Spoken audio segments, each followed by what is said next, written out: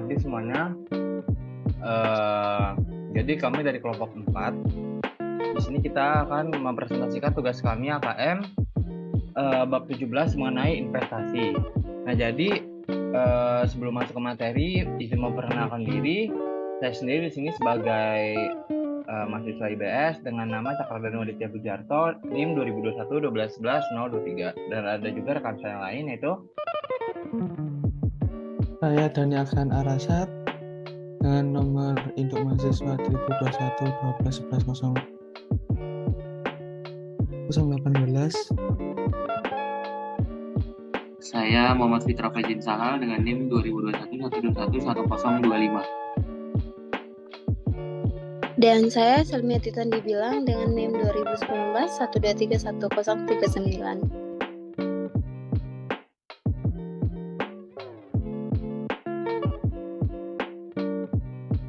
Oke, jadi tujuan pembelajaran di sini tuh ada 4. Nah, jadi yang pertama itu kita dapat menjelaskan akuntansi mengenai investasi uang. Yang kedua ini dapat juga menjelaskan akuntansi ekuitas. Terus yang ketiga menjelaskan akuntansi untuk metode ekuitas atau equity method. Selanjutnya memahami isu lainnya yang terkait dengan investasi utang dan ekuitas tersebut. Oke, next. Nah, di sini ada preview of chapter 17-nya. Jadi di investment tuh ada 3 bagian yang akan dibahas. Itu ada debt investment, equity investment, dan juga ada reporting issues. Oke, boleh di next. Nah, di sini ada 2 jenis. Jadi investasi uang utang ini ada 2 jenis mengenai aset keuangannya, yaitu yang pertama ini investasi utang atau debt investment. Terus yang kedua ini juga ada investasi ekuitas atau equity investment. Nah, jadi motivasi untuk berinvestasi ini yang pertama ini diharapkan kita ini memperoleh imbal balik hasil yang tinggi atau return yang tinggi. Setelah itu yang kedua ini mengamankan aktivitas tertentu atau untuk mengatur aspek keuangan dengan perusahaan lain atau sekuritas ekuitas atau juga bisa disebut equity securities. Next. Nah, di sini selanjutnya klasifikasi dan pengukuran aset keuangan. Nah, ada 2 dasar kriteria yang dapat digunakan untuk mengklasifikasikan aset keuangan. Yang pertama ini model bisnis entitas, mengelola aset keuangan. Terus yang kedua ini karakteristik arus kas kontraktual dari aset keuangan. Next.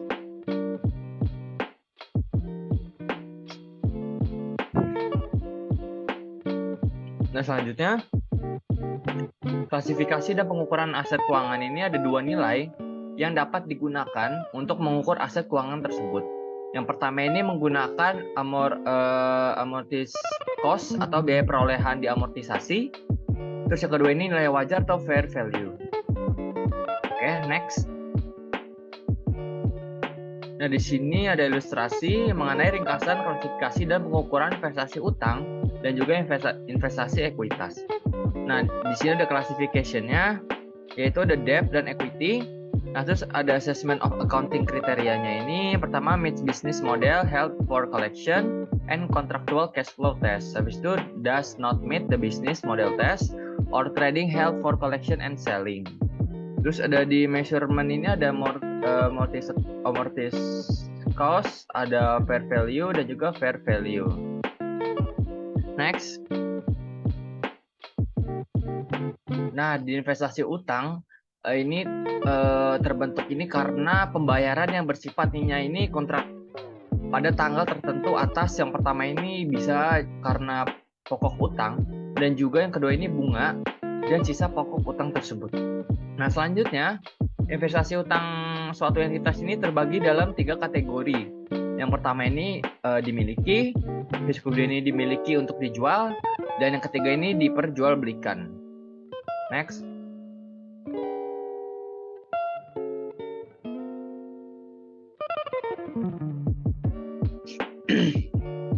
Selanjutnya, investasi utang suatu kelompok entitas ini terbagi dalam 3 kategori yang seperti yang tadi, dimiliki, terus setelah dimiliki bisa untuk dijual dan juga untuk diperjualbelikan. Nah, selanjutnya kategori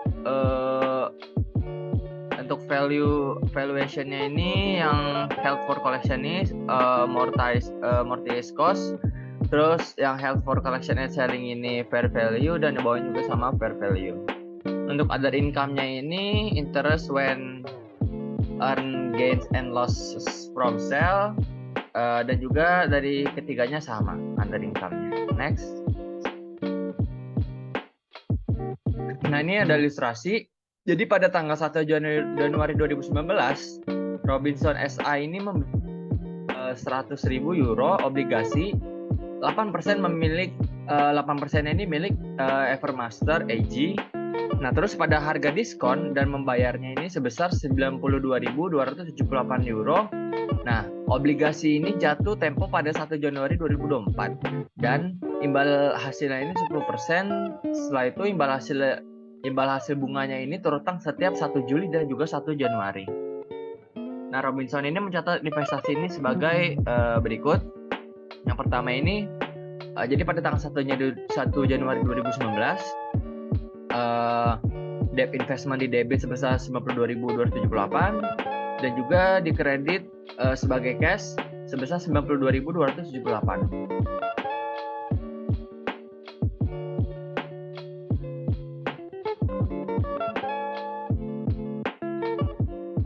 Nah, di sini investasi utang pada biaya perolehan diamortisasinya ini 8% bonds purchase to yield 10%. Nah, debt-nya ini kan tadi dibayar setiap tanggal 1 Juli dan tanggal 1 Januari sampai 2024.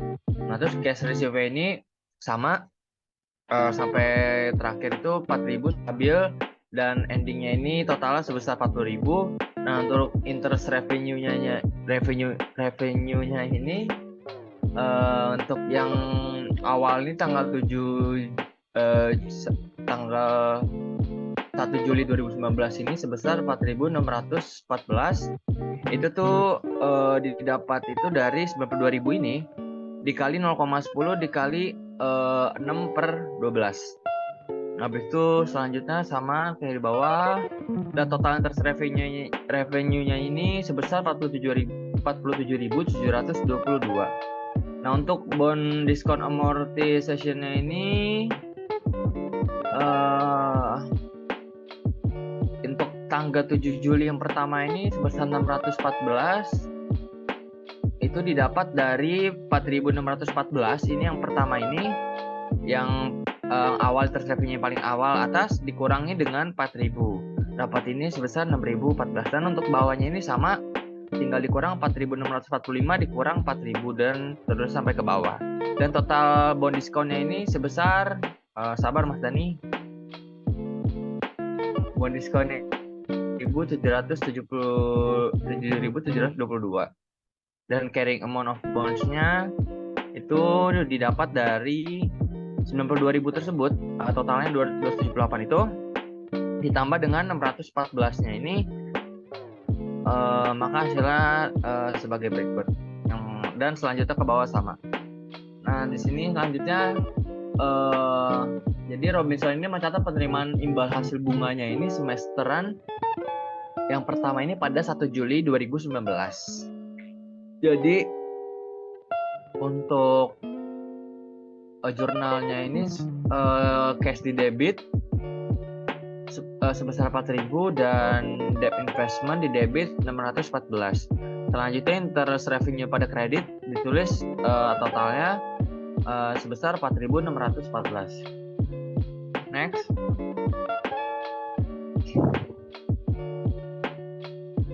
Nah, selanjutnya Robinson menggunakan tahunan kalender sebagai tahun buku. Nah, maka ia kan mengakui akrual imbal hasil bunga dan mengamortisasi diskonnya ini pada tanggal 31 Desember 2019 ini sebagai berikut. Jadi interest receivable pada debit ini 4.000, debt investment ini sebesar 645. Nah, selanjutnya interest revenue ini di jumlah totalnya sebesar 4.645. Next. Nah, Nah, Robinson ini mencatat investasi obligasi tersebut ini pada biaya perolehan diamortisasi. Nah, sebagai berikut. Jadi statement of financial position-nya ini long term investment yaitu debt investment ini sebesar 93.537. Terus untuk current asset-nya ini di interest receivable ini sebesar 4.000. Nah, terus income statement-nya ini other income and expense-nya ini pada interest revenue-nya itu sebesar 9.259. Nah, itu didapat dari 4.614 ditambah 4.645. Nah, ini tuh 4614 dan 4645 itu didapat pada setiap tahunnya yang tadi ada di jurnal sebelumnya. Next.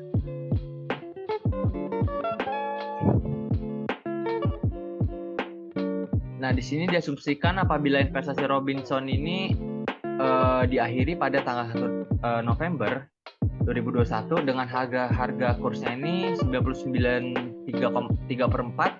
Nah, ditambah bunga. Nah, maka Robinson ini akan mencatat amortisasi diskonnya ini sebagai berikut. Yang pertama ini ada debt investment di debit sebesar 522 dan juga interest revenue-nya ini sebesar 522 di kredit. Nah, itu didapat dari 783 hasil pada 2022 ini 11/2022. Ini kan 783 bond diskonnya, habis itu dikali 4/6. Oke, next.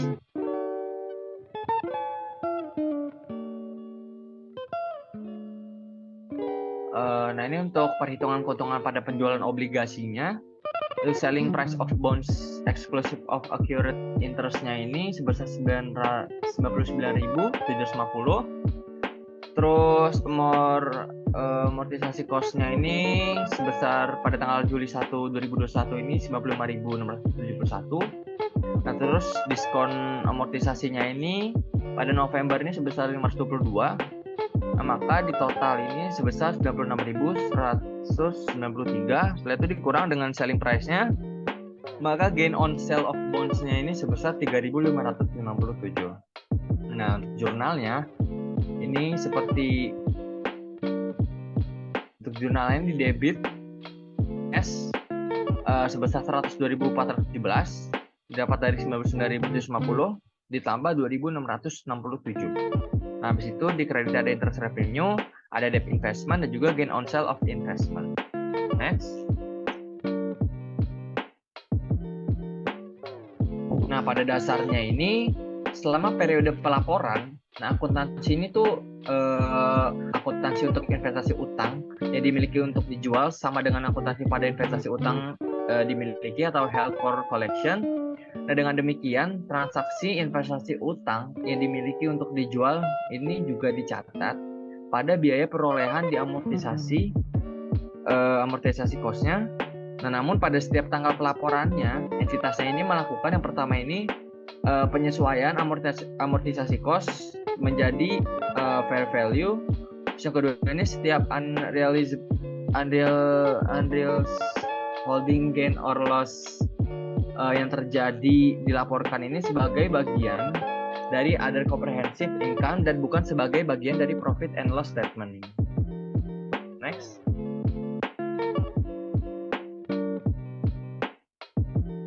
Nah, ini ada contoh lagi. Graf PLC ini membeli 100.000 pound sterling 10% ini obligasi. Nah, terus obligasi ini selama 5 tahun pada tanggal 1 Januari 2019 dengan bunga terutangnya ini pada 1 Juli dan 1 Januari. Nah, obligasi ini dijual seharga 108.111 pound sterling yang menghasilkan premium sebesar 8.111 dan tingkat bunga efektifnya ini sebesar 8%. Selanjutnya graf ini mencatat pembelian obligasi ini sebagai berikut. Jadi jurnalnya itu 1 Januari 2019 ini tulis di debit ini sebagai debt investment sebesar 108.111 dan di kredit ini tulis sebagai cash dengan nominalnya sama 108.111. Next.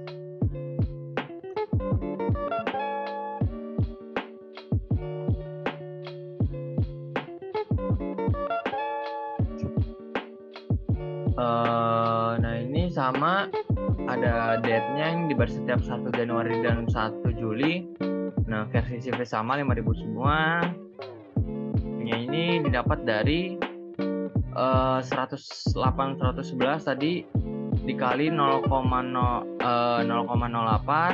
dikali 6/12. Terus yang C-nya ini premium amortisasinya ini dapat dari 5.000 ini cash receipt-nya dikurang dengan interest revenue pada pembayaran tersebut. Terus didapatkan bond premium. Terus untuk carrying amount of bond-nya ini didapat dari tadi nilai nominal 108.111 ini dikurangi dengan 676 di bond premium, maka hasilnya akan menjadi carrying amount of bonds-nya sampai bawah. Next.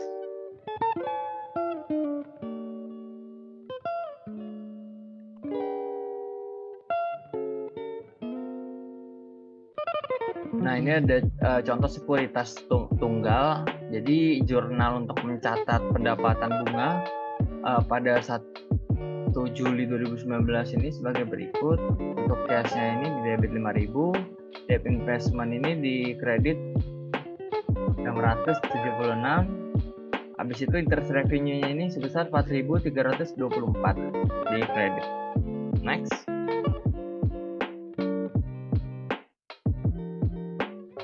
Nah, ini ada contoh sekuritas tunggal juga. Untuk tanggal Desember 2019-nya ini, jadi graf ini membuat jurnal pengakuan bunga ini sebagai berikut. Di debit ini ditulis sebagai interest receivable sebesar 5.000 dan di kreditnya ada debt investment dan interest revenue dengan nominal masing-masing 703 dan juga 4.297. Next.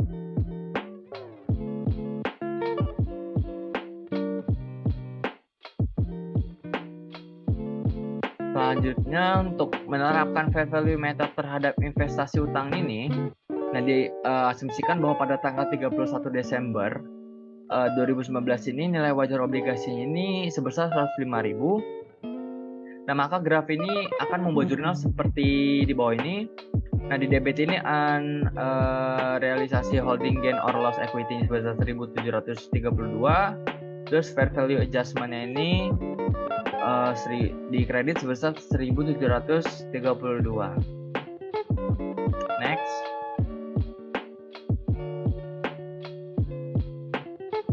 Nah ini ada ilustrasi lagi, contoh lanjutan.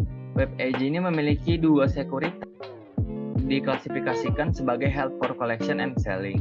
Nah berikut ini contoh untuk mengidentifikasi amortisasi cost, fair value, and nilai unrealized gain or loss. Nah di sini jadi Watson SE inilah bonusnya ini sebesar 8%, terus Anacomnya ini sebesar 10% bonusnya.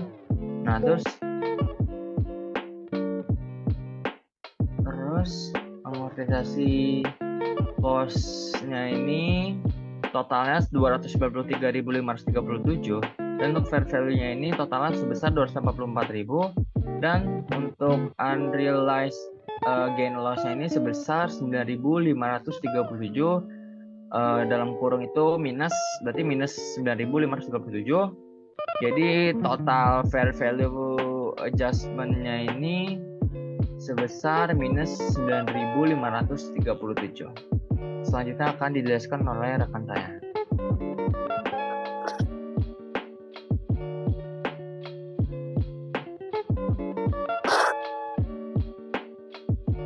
Baik, pada contoh di atas untuk membuat penyesuaian, web harus mencatat kerugian pada tanggal 31 Desember 2019, yaitu unrealized holding gain or loss equity pada debit sebesar 9.537 dan pada fair value adjustment pada kredit sebesar 9.537. Jadi nilainya sama. Selanjutnya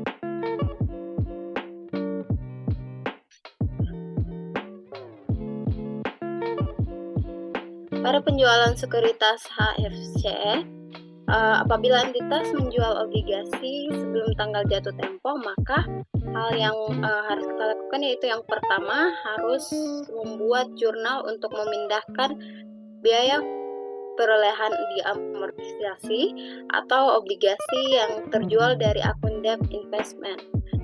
Dan yang kedua yaitu keuntungan dan kerugian yang terrealisasi dari penjualan tersebut dicatat ke dalam bagian other income and expense pada income statement. Selanjutnya,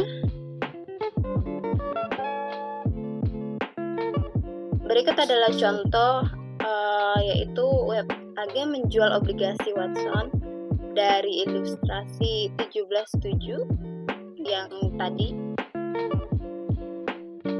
Nah, pada tanggal 1 Juli 2020 sebesar 90.000 pounds, di mana pada tanggal tersebut biaya perolehan diamortisasinya sebesar 94.214 pounds. Nah, pada ilustrasi 17.8 di sini kita bisa melihat bahwa amortisasi cost sebesar 94.214 dan last selling price of bonds sebesar 90.000 dan total jika dikurangkan yaitu sebesar 4.214 yaitu akun pada loss on sale of bonds.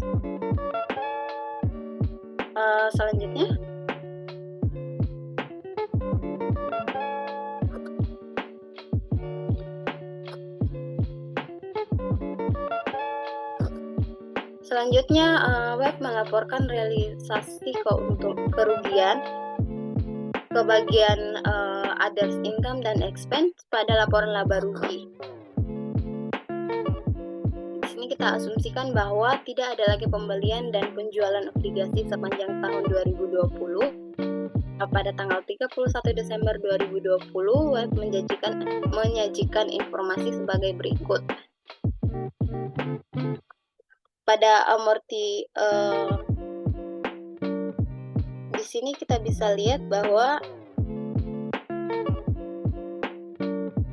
Anacom Group 10% bonds atau total portofolio pada amortized cost yaitu sebesar 200.000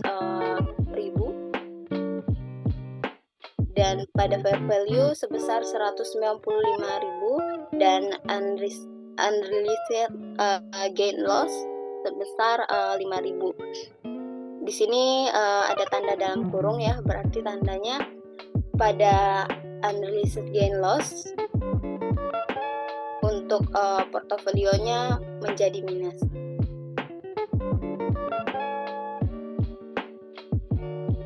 Selanjutnya,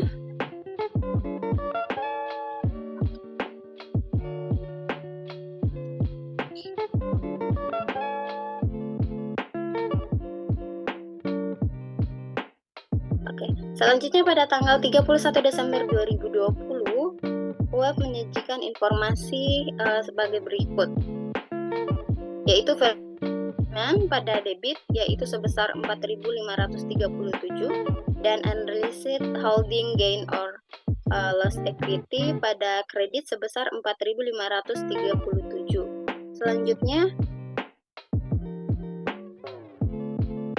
pada penyajian laporan keuangan,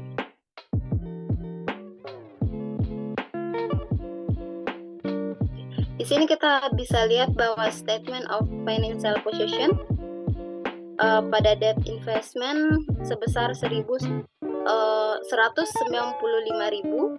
current assetnya yaitu interest receivable dan untuk equity accumulated other comprehensive loss yaitu sebesar 5.000. Dan pada income statement di sini kita bisa lihat bahwa other income dan expense pada interest revenue dan nilainya tidak ada, dan pada loss on sale of investment sebesar 4.214. Next.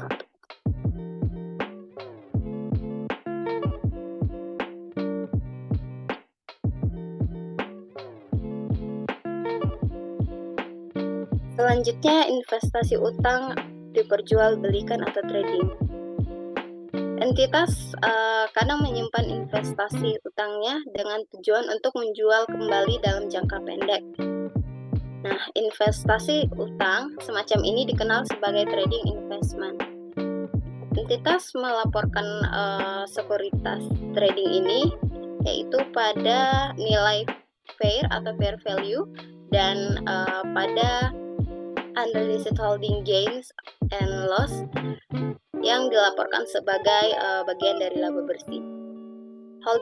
Holding gain or loss adalah selisih bersih nilai wajar sekuritas dari satu periode ke periode berikutnya, tidak termasuk dividen atau pendapatan bunga yang sudah diakui tapi belum diterima.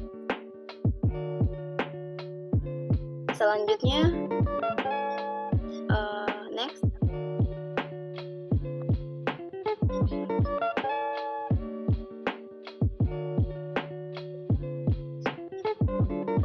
Berikut adalah contoh diasumsikan bahwa pada tanggal 31 Desember 2019, Western Publishing menetapkan portofolio sekuritas tradingnya seperti tampak di bawah ini.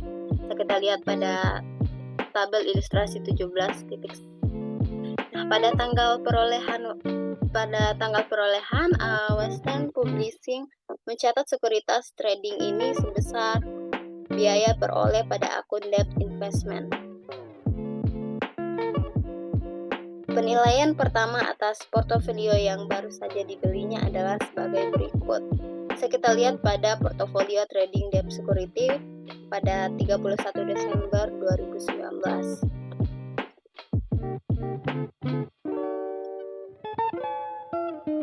Untuk Burlington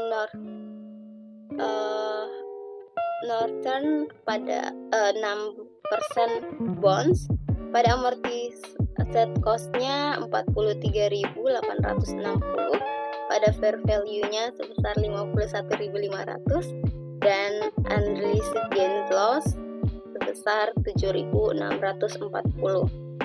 Pada GM Corporation 7% bonds untuk amortisasi cost-nya sebesar 184.230 dan pada fair value-nya sebesar 175.200 dan pada unrealized gain loss-nya di sini minus 10.030. Pada Time Warner 8% bonds pada amortisasi cost-nya 86.360, fair value-nya 91.500, unrealized gain loss-nya 5.140. Jadi total portofolionya pada amortisasi cost sebesar 314.450,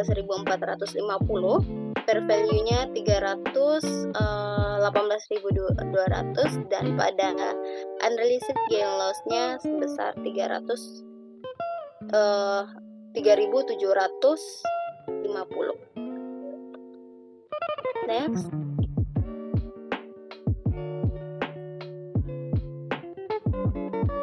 Pada tanggal 31 Desember, Western Publishing membuat jurnal penyesuaian akar fair value adjustment untuk mencatat baik peningkatan nilai maupun unrealized holding gain. Baik, di sini kita bisa lihat pada fair value adjustment pada debit yaitu sebesar 3.750 dan unrealized holding gain or loss income-nya juga nilai yang sama yaitu sebesar 3.750. Selanjutnya,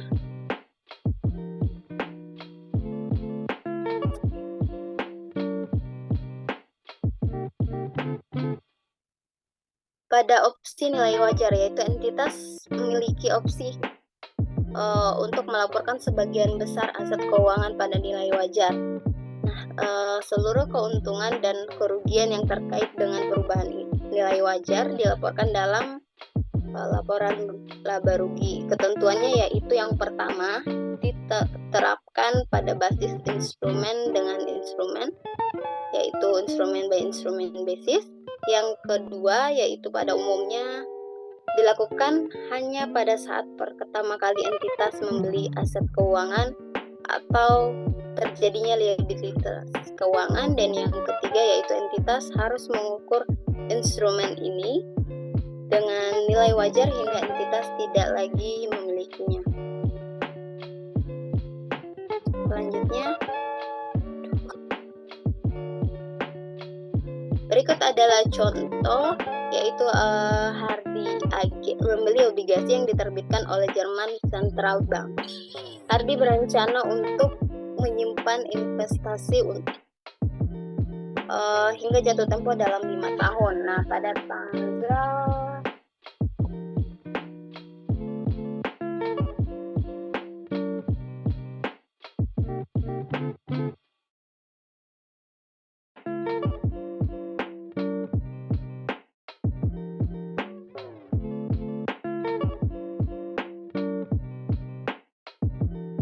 Pada tanggal 31 Desember 2019, biaya peroleh diamortisasi atas investasi ini sebesar 100.000 euro dan nilai wajar sebesar 113.000 euro.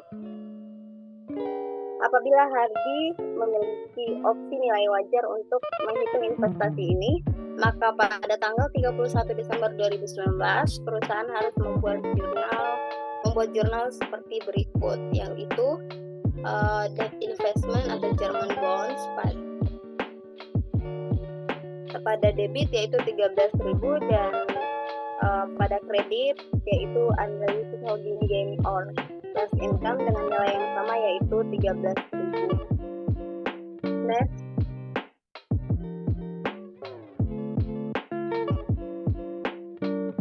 Nah, pada kasus tersebut terlihat bahwa Hardy menggunakan akun investasi utang untuk mencatat perubahan dalam nilai wajar yaitu pada tanggal 31 Desember. Kemudian perusahaan tidak menggunakan akun fair value adjustment.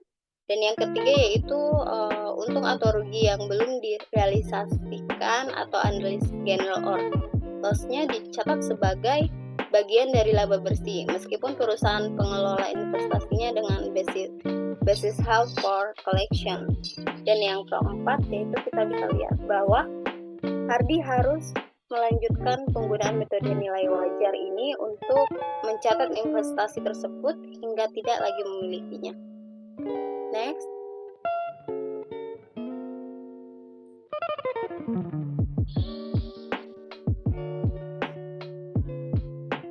Nah, pada ekuitasnya menunjukkan bahwa kepemilikan seperti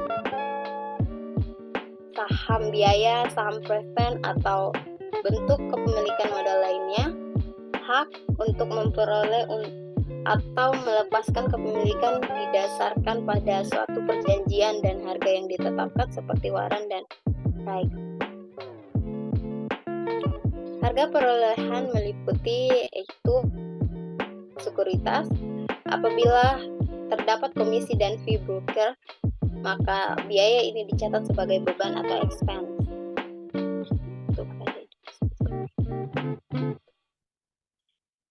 Selanjutnya,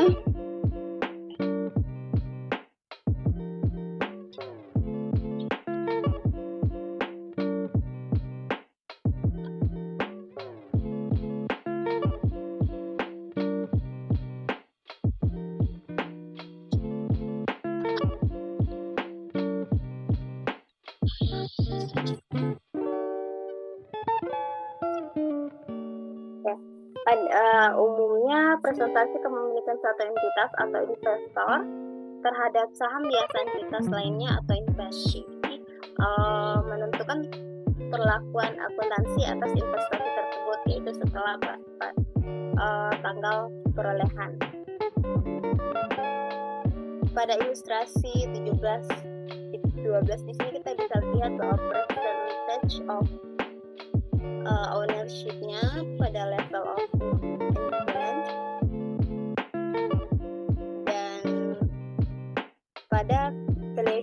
Kak.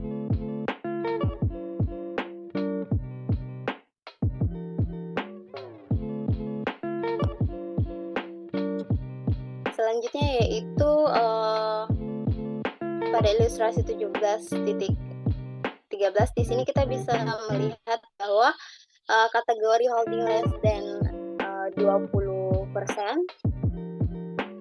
yaitu yang pertama trading pada valuation yaitu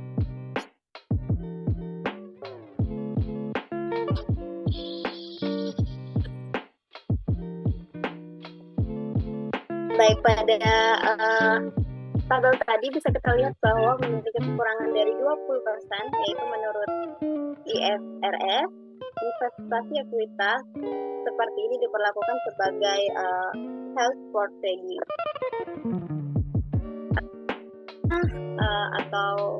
dan pelaporan akuntansinya bisa kita dapatkan melalui investasi dinilai dengan nilai wajar yaitu fair value. Yang kedua yaitu mencatat unrealized gains and loss dalam laporan laba rugi. Selanjutnya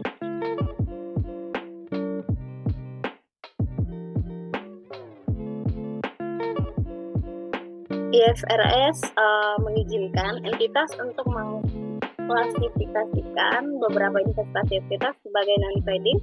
Aturan umum dan pelaporan akuntansinya yaitu investasi dinilai dengan nilai wajar. Yang kedua yaitu mencatat analysis gain and loss dalam other comprehensive income. Selanjutnya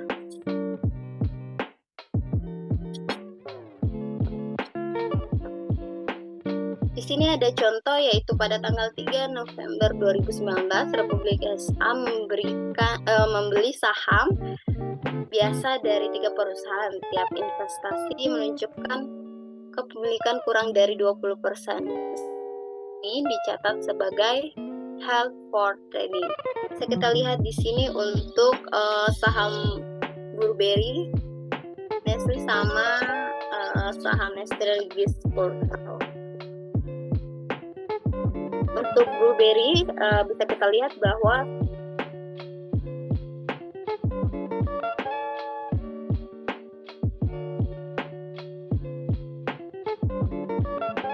sahamnya sebesar 259.700 euro, dan untuk Nestle 317.500, dan pada Strategis Pulko yaitu kosnya sebesar 141.350. Jadi total kos yang dikeluarkan yaitu sebesar 718.550 euro. Maka Republik mencatat investasi ini sebagai berikut. Next.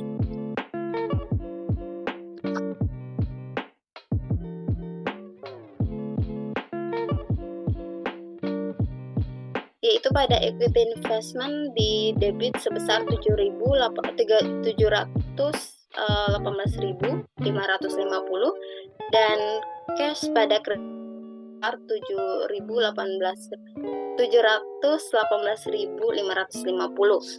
Nah, pada tanggal 6 Desember 2019 Republik menerima dividen tunai sebesar 402.000 euro atas investasinya pada saham biasa yaitu pada saham Nestle. Jadi bisa kita lihat bahwa cash pada debit sebesar 4.200 dan dividen revenue-nya yaitu sebesar 4.200 pada kredit. Next.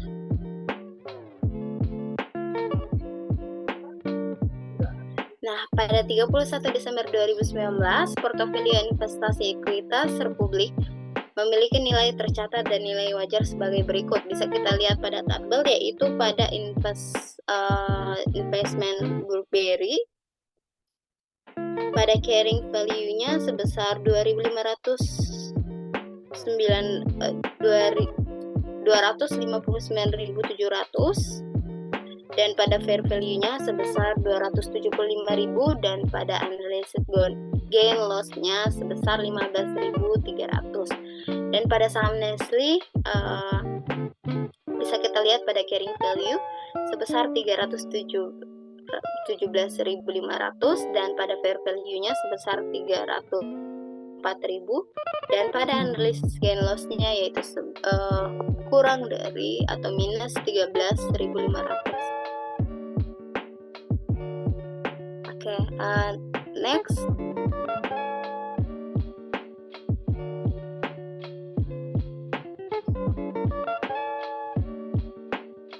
Pada 31 Desember 2019, Republik membuat jurnal penyesuaian untuk mencatat penurunan nilai wajar dan mengakui kerugian sebagai berikut. Pada unrealized holding gain or loss income sebesar 35.550 dan fair value adjustment-nya sebesar 35.550. Next.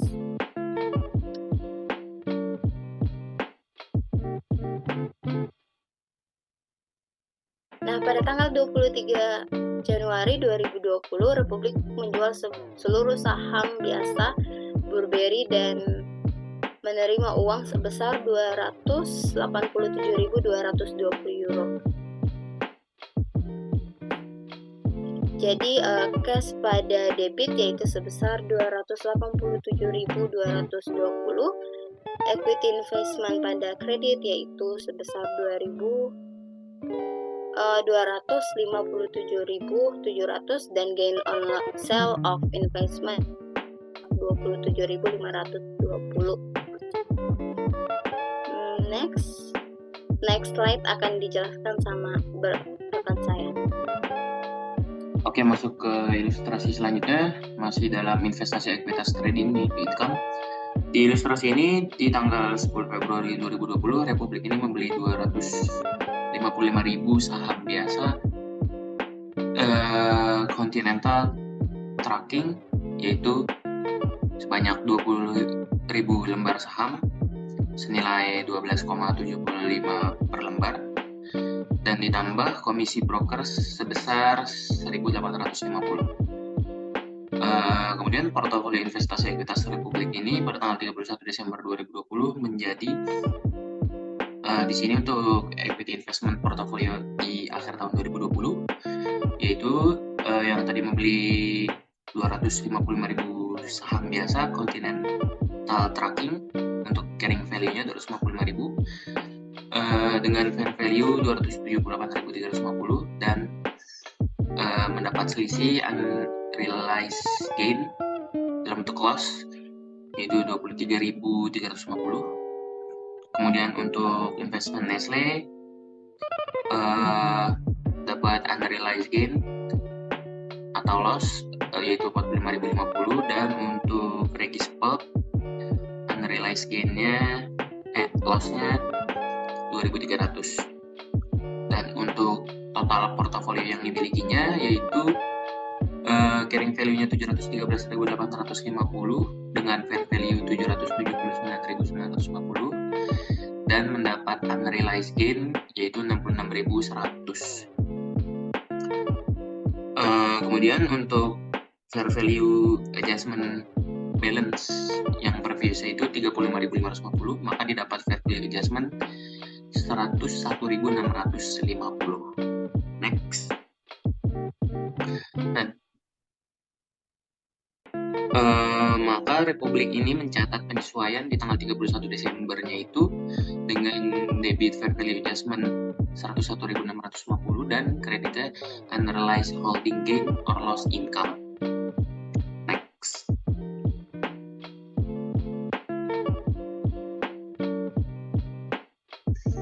Oke, sekarang masuk ke investasi ekuitas yang non-trading.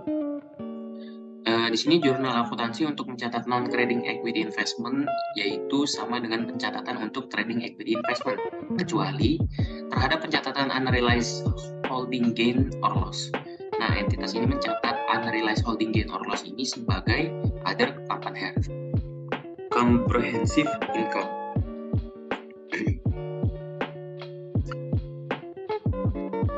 Masuk ke ilustrasi bagian non-trading yang tadi.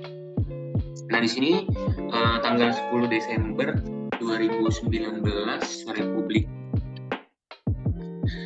Republik Indonesia ini membeli 1.000 lembar saham biasa perusahaan Hawthorne sebesar 20,75 per lembar. Nah, totalnya itu karena membeli 1.000 lembar maka biayanya 20.750. Untuk investasi tersebut yang menunjukkan persentase kepemilikan kurang dari 20%. Nah, Hawthorne ini merupakan distributor produk bagi Republik untuk wilayah tertentu. Hukum di wilayah tersebut ini menetapkan suatu level minimum dalam kepemilikan saham perusahaan.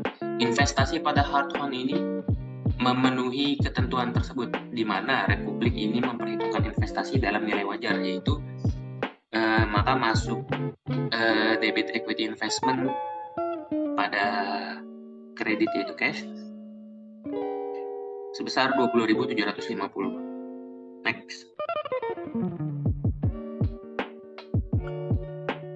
Nah, kemudian di transaksi selanjutnya tanggal 27 Desember 2019, Republik ini menerima dividen tunai sebesar 450 atas investasinya di saham Hawthorne yang sebelumnya. Nah, kemudian perusahaan mencatat dividen itu sebagai berikut. Di sini cash pada dividen revenue sebesar 450. Next. Selanjutnya di 31 Desember 2019, nah investasi Republik ini dalam Hawthorne memiliki nilai tercatat dan nilai wajar sebagai berikut. Nah, di tanggal 31 Desember ini carrying value yang awalnya 20.750 kemudian mendapat fair value 24.000 yang dimana unrealized gain or loss-nya yaitu 3.250. Nah, Republik ini mencatat penyesuaiannya sebagai equity investment yaitu Hawthorne pada unrealized holding gain or loss equity sebesar 3.250. Nah, akun equity investment ini digunakan karena klasifikasi non-trading diterapkan dalam investasi berdasarkan basis investasi dan bukan basis portofolio. Next. Di sini untuk statement of financial position-nya yang tadi investment equity Hawthorne itu 24.000 dan dicatat accumulated other comprehensive gain yaitu 3.250. Nah, untuk statement comprehensive income-nya dividen revenue 450 dan other comprehensive income yaitu unrealized holding gain yaitu 3.250. Next. Kemudian di sini ada lagi di tanggal 20 Desember 2020 Republik ini menjual semua saham Hawthorne yang tadi dia beli dan menerima neto tunai yaitu sebesar 22.500 karena di akhir Desember sebelumnya fair value-nya itu 24.000, kemudian fair value pada saat dia menjual 20 Desember 2020 itu fair value-nya 22.500, maka dia mendapatkan unrealized holding loss equity sebesar 1.500. Nah, untuk menyesuaikan nilai tercatat dari investasi tersebut, maka dicatat unrealized holding gain or loss pada equity investment, yaitu sebesar 1.500. Next. Oh ya udah. Nah, untuk jurnal penjualan investasinya yang sebelum itu untuk mencatat unrealized holding losses, sekarang untuk mencatat jurnal penjualannya karena dia menjual saham yang sebelumnya dia beli, maka di jurnal itu cash pada equity investment itu sebesar fair value yang dia dapatkan di tanggal penjualan yaitu 22.500. Next.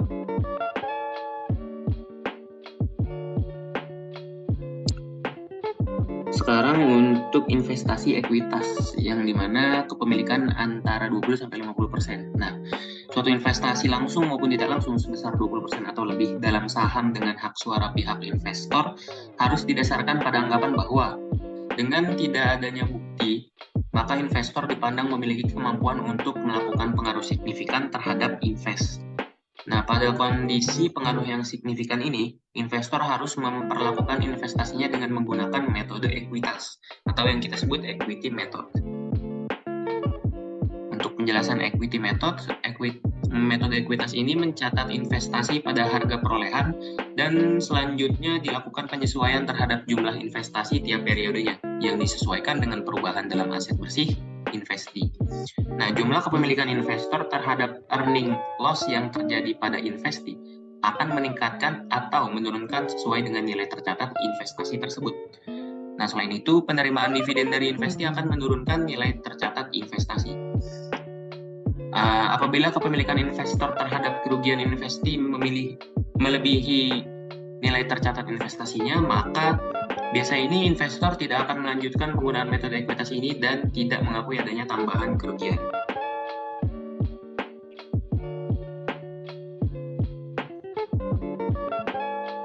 Next.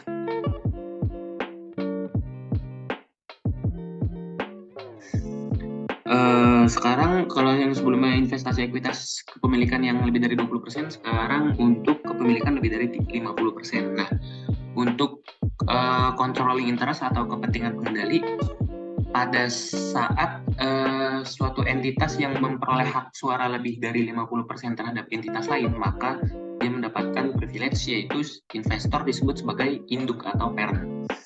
Nah, investee disebut sebagai anak perusahaan atau subsidiary. Nah, investasi di anak perusahaan dilaporkan pada pembukuan induk sebagai investasi jangka panjang.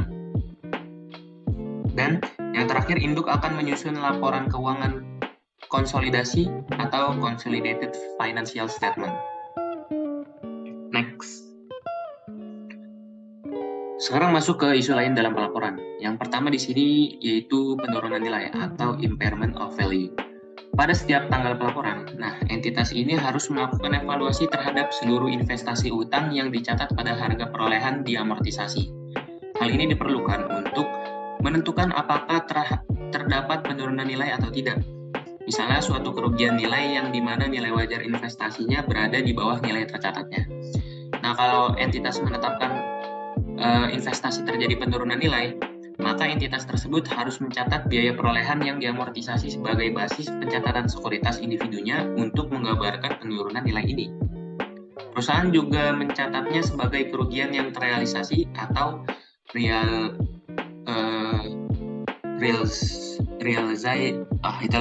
loss, dan jumlah ini masuk di dalam laporan laba rugi. Nah, next.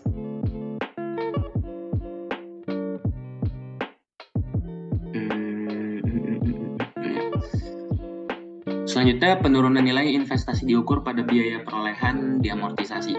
Untuk ilustrasi di sini, yaitu tanggal 31 Desember 2018, Mayhew membeli investasi utang yang diterbitkan oleh Bau Group dengan harga par sebesar 200.000 yen dalam menit ribuan. Nah, investasi ini memiliki jangka waktu 4 tahun dengan pembayaran bunga tahunan sebesar 10% yang dibayarkan tiap akhir tahun, atau tingkat suku bunga efektif yaitu 10%. Untuk investasi utang ini diklasifikasikan sebagai held for collection. Dengan menggunakan informasi berikut ini, maka pencatatan kerugian karena penurunan nilai adalah sebagai berikut. Next.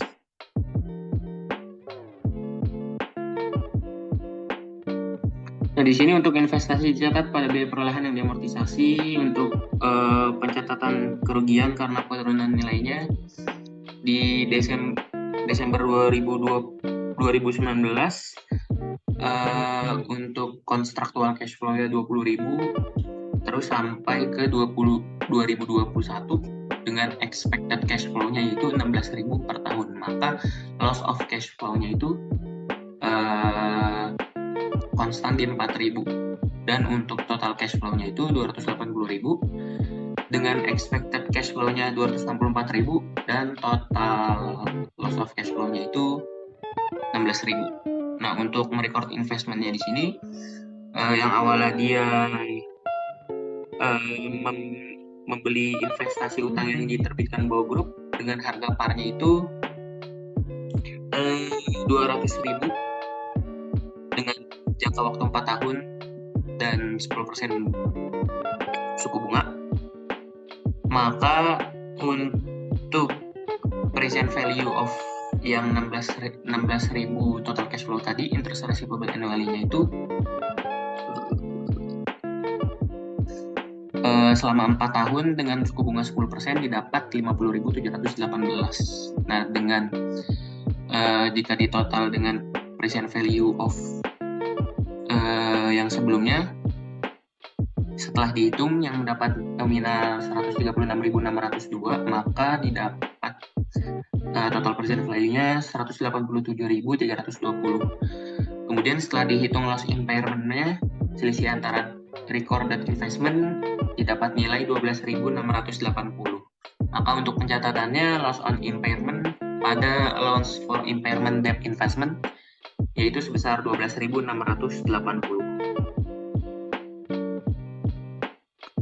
Kemudian untuk pemulihan dari kerugian penurunan nilai.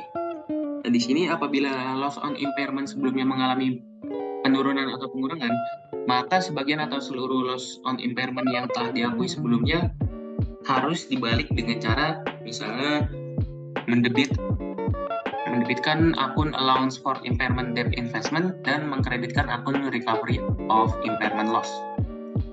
Nah, pembalikan kerugian penurunan nilai ini tidak boleh menghasilkan nilai tercatat investasi melebihi biaya perolehan di amortisasinya. Next.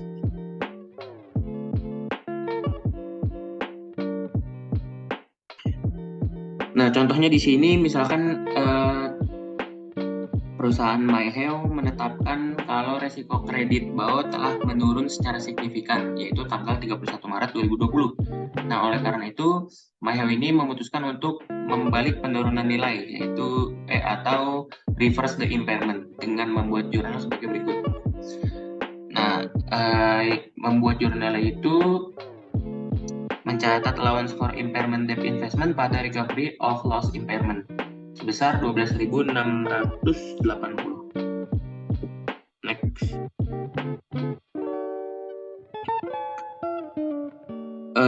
Selanjutnya untuk masih penurunan nilai, di sini untuk debt investment, di mana entitas yang memiliki investasi utang dalam bentuk held for collection and selling melaporkan investasinya pada nilai wajar dan setiap perubahan dalam nilai wajar dilaporkan dalam other comprehensive income. Untuk jenis investasi ini, entitas menggunakan model penurunan nilai yang berbeda.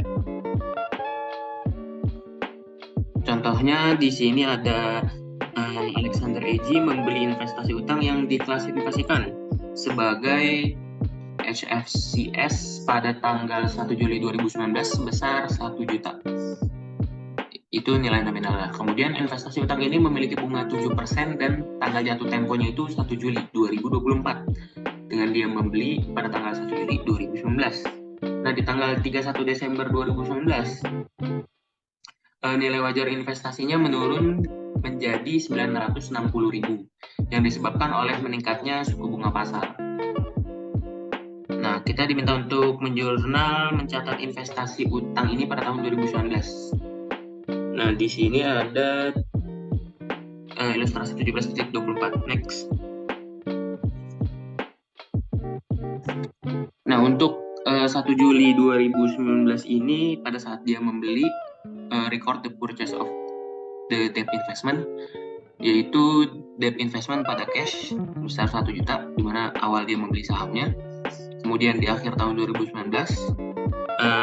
terdapat penurunan nilai wajar menjadi karena ini 31 Desember 2019 ini untuk record bunganya dulu karena bunganya 7%, namun dimulai dari Juli sampai akhir tahun maka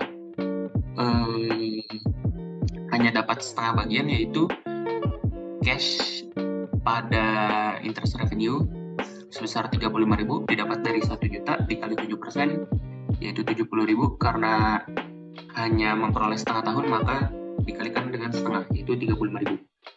Kemudian untuk 31 Desember 2019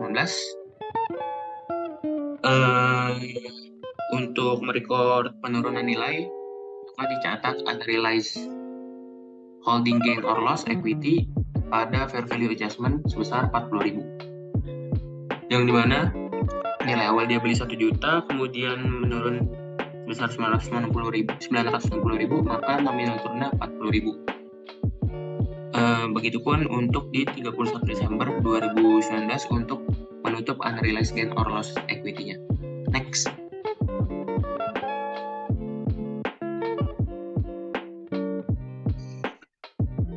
Nah, di tanggal 31 Desember 2019 ini laporan keuangan Alexander Reggie menunjukkan sebagai berikut. Nah, tadi ini untuk statement of financial position-nya, di mana aset debt investment-nya karena nilai wajarnya sudah menjadi 960.000, maka dicatat 960.000. Kemudian untuk equity-nya accumulated other comprehensive income or loss, yang nilai awal dia pembeliannya itu 1 juta, maka untuk accumulated di sininya itu senilai 40.000, selisih dengan 960.000. Dan untuk income statement-nya other comprehensive other income and expense interest revenue yang kita hitung tadi 70% dikali setengah tahun dikalikan dengan 1 juta, maka didapat 35.000. Oke, selanjutnya akan dijelaskan oleh rekan saya.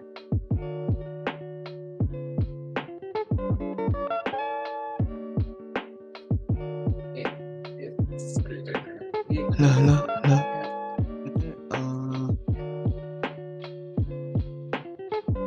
Sini saya akan menjelaskan tentang penurunan nilai debt investment atau HFCS, yang bagaimana perlakuan akuntansi apabila penurunan nilai sebesar 40.000 euro tersebut diakibatkan oleh yang pertama, sebesar 10.000 euro disebabkan oleh perubahan suku bunga pasar, dan yang kedua sebesar 30.000 euro disebabkan oleh risiko kredit.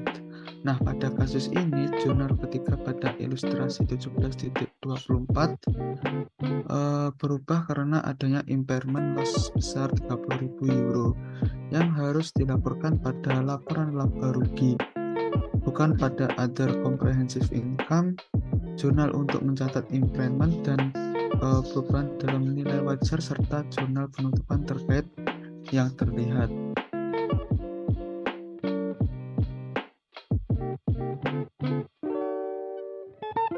Nah, untuk penurunan nilai debt investment ini, on the record the decrease in the fair value of the debt investment-nya pada loss in 50.000 dan unrealized holding gain or loss equity-nya 10.000. Kepada allowance for impaired debt investment dikredit senilai 30.000 dan kepada fair value adjustment dikredit 10.000.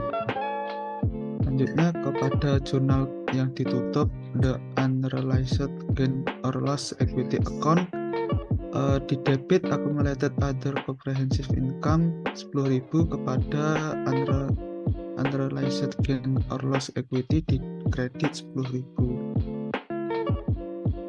Selanjutnya pada tanggal 31 Desember 2019 laporan keuangan Alexander nampak sebagai berikut. Nah, statement of financial position-nya pada aset laporan keuangan Alexander ini, debt investment-nya 1 juta dikurangi 20.000 euro dikurangi 10.000 jadi senilai 960.000, dan untuk equity-nya accumulated other comprehensive loss-nya minus 10.000, dan untuk income statement-nya other income and expense ada interest revenue senilai 35.000 euro dan loss on impairment 30.000. Alexander menjual investasi utangnya pada tanggal 1 Januari 2020 sebesar 960.000 euro atau nilai wajar saat itu, maka jurnal pencatatannya sebagai berikut, yang dimana cash di debit senilai 960.000, loss on sale of debt investments di debit 10.000, allowance for impaired debt investment di debit senilai 30.000, kepada debt investment di kredit 1 juta. Dan untuk fair value-nya adjustment di debit 10.000, kepada accumulated comprehensive income di kredit senilai 10.000. Selanjutnya pada bagaimanakah perlakuan akuntansi apabila Alexander memutuskan untuk tetap memegang investasi utangnya dan kemudian ternyata resiko kredit investasinya menurun sebesar 15.000. Pada kasus ini maka perusahaan mencatat sebagai berikut, yang dimana allowance for impaired debt investment di debit senilai 15.000 kepada recovery of impairment loss di kredit senilai 15.000. Selanjutnya ada aset measurement basis dan impairment model.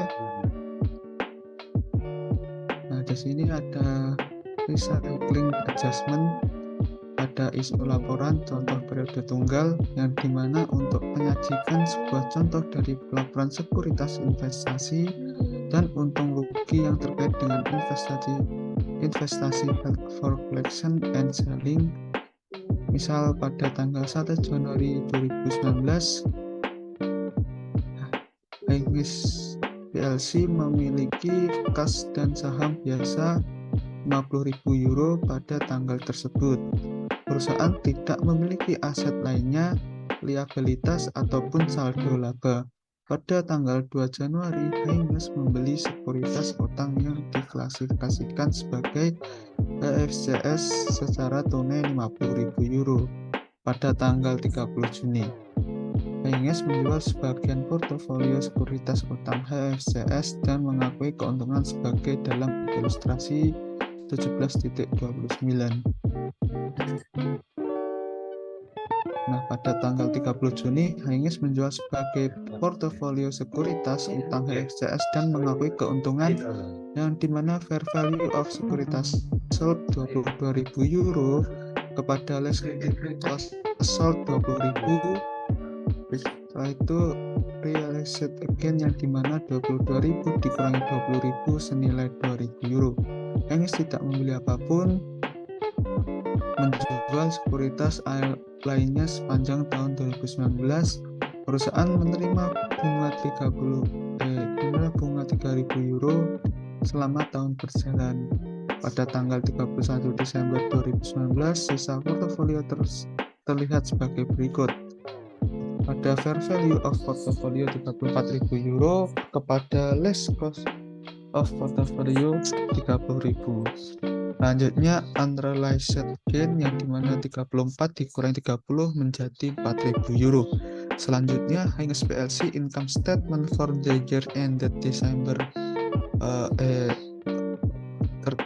Desember 2019, yang dimana interest revenue 3.000 euro kepada realized gain on investment in security 2.000, terus net income yang dimana 3.000 ditambah 2.000 menjadi 5.000 euro. Selanjutnya statement of comprehensive income-nya net income at or include realized gain of 2.000 euro senilai 5.000 euro. Other comprehensive income-nya ada unrealized holding gain yang senilai 4, terus dijumlah menjadi comprehensive income menjadi 9.000. Selanjutnya contoh multiparameter pada saat sebuah perusahaan menjual sekuritas selama tahun berjalan dapat terjadi perhitungan ganda atas keuntungan dan kerugian yang direalisasikan dalam pendapatan komprehensifnya. Perhitungan ganda ini terjadi saat sebuah perusahaan melaporkan keuntungan dan kerugian yang belum direalisasikan dalam pendapatan komprehensif pada periode sebelumnya dan melaporkan keuntungan dan kerugian ini sebagai bagian dari laba bersih tahun berjalan. Untuk memastikan bahwa keuntungan dan kerugian tidak dihitung dua kali pada saat penjualan terjadi, maka diperlukan sebuah penyelesaian direklasifikasi. Selanjutnya pada contoh isu pelaporan multi-period, misalkan OpenNG memiliki 2 investasi utang HFCS dalam portofolio pada akhir tahun 2018 atau tahun pertama operasinya sebagai tersaji berikut ini. Nah, di sini jurnal untuk mencatat belum direalisasikan kepada unrealized holding gain tahun 2018 sebagai berikut. Fair value adjustment di debit senilai 40.000 kepada unrealized holding gain or loss equity senilai 40.000. Selanjutnya ada apabila Open melaporkan laba bersih tahun 2018 sebesar 350.000 euro, maka perusahaan menyajikan laporan laba komprehensif sebagai berikut, yang dimana net income 350 euro kepada other comprehensive income unrealized holding gain 40.000. Lanjutnya dijumlah menjadi comprehensive income 390.000 euro. Selanjutnya, jurnal untuk memindahkan unrealized holding gain equity ke accumulated other comprehensive income sebagai berikut, yang dimana unrealized holding gain or loss equity didebit senilai 40.000 kepada accumulated other comprehensive income senilai 40.000. Pada 10 Agustus 2019, Open menjual obligasi lifetime income sebesar 105.000 euro, merealisasikan keuntungan dari penjualan. Cash didebit senilai 105.000 kepada debt investment dikredit 80.000 dan gain on sale of investment dikredit senilai 20.000. Selanjutnya, ilustrasi ini menunjukkan perhitungan dari perubahan dalam akun fair value adjustment atau hanya investasi buat CO, yang dimana jurnal untuk mencatat unrealized holding gain or loss tahun 2019 kepada unrealized holding gain or loss equity debit senilai 5.000 kepada fair value adjustment dikredit senilai 5.000. Selanjutnya, misalkan Open melaporkan laba bersih 720.000 euro pada tahun 2019 termasuk realisasi penjualan atas obligasi Lehman, maka laporan pendapatan komprehensif disajikan sebagai berikut. Selanjutnya, pada tanggal 31 Desember 2019, Open melaporkan investment utang dilaporkan posisi keuangan sebesar 155.000 euro kepada cost 120 euro ditambah fair value adjustment of 35.000 euro dan accumulated other comprehensive income in equity sebesar 35.000 dari 40.000 dikurangi 5.000. Jurnal untuk memindahkan unrealized holding loss equity ke accumulated other comprehensive income sebagai berikut pada tanggal 31 Desember 2019, yang dimana jurnal penutupan accumulated other comprehensive income 5.000 kepada unrealized holding gain or loss equity dikredit senilai 5.000. Selanjutnya, penyelesaian reklasifikasi untuk dapat dibuat di laporan laba rugi di accumulated other comprehensive income atau dicatat atas laporan keuangan IASB selebih memilih reklasifikasi ini disajikan di accumulated other comprehensive income dalam catatan atas laporan keuangan untuk kasus Open AG. Penyajian menjadi sebagai berikut. Selanjutnya, 3 pemindahan untuk investasi dari satu klasifikasi ke klasifikasi lainnya, yang dimana yang pertama hanya terjadi apabila model bisnis dalam pengelolaan investasi berubah. Yang kedua, IASB berharap perubahan seperti ini jarang terjadi. Yang ketiga, perusahaan memperlakukan pemindahan di antaranya klasifikasi ini secara prospektif, yaitu pada awal periode akuntansi setelah perubahan pada model bisnis. Selanjutnya, contoh Britney Sky Broadcasting Group PLC memiliki portofolio investasi utang yang diklasifikasikan sebagai trading, yaitu investasi utang yang bukan dipegang untuk ditagih atau not held for collection, melainkan untuk ditujukan keuntungan atau profit dari perubahan suku bunga. Dengan demikian, perusahaan menilai investasi ini pada nilai wajar pada tanggal 31 Desember 2018. Brit Sky memiliki saldo sekuritas sebagai berikut.